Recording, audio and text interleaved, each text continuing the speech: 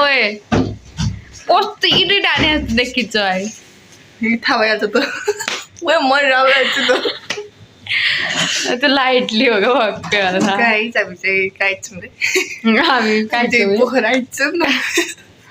हामी जान्छौँ पोखरा तपाईँहरूलाई के भन्नु छ भने भन्नु आफ्नो इन्ट्रोडक्सन देऊ न हेलो एभ्रिवान आई एम करुणा मानिया अरू के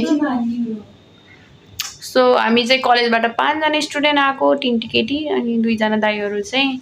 आउँदै हुनुहुन्छ होला यहाँ दिदी पनि हुनुहुन्छ हामी पहिला 2 जनाको रुममा थियौँ अनि त्यसपछि हेलो दिदी हेलो आफ्नो इन्ट्रोडक्सन नै दिनु न माई नेम इज निसा राणा नाना यहाँ 3 जना 3 थरी छौँ बाहुन छेत्री राणा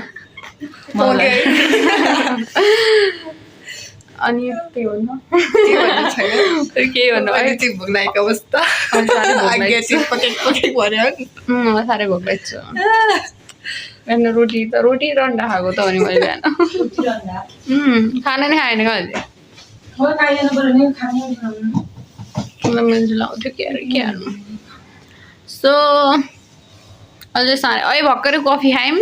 अनि हामी चाहिँ पहिला 2 जनाको वाला रुममा बस्ने भनेर भनेको थियौँ अनि पछाडि चाहिँ 3टा वाला रुममा सार्दिनमा लो घाँटी नै बस्छ कि अहिले अनि अरू के भन्ने अनि अझै साह्रै भोक लाग्छ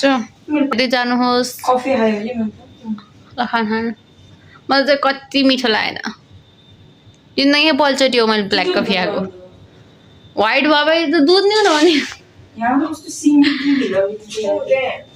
त्यो सिनै छैन यहाँको यो उठाएको त उतापट्टि त कस्तो राम्रो देखिन्थ्यो पछाडिको चिज तर अलि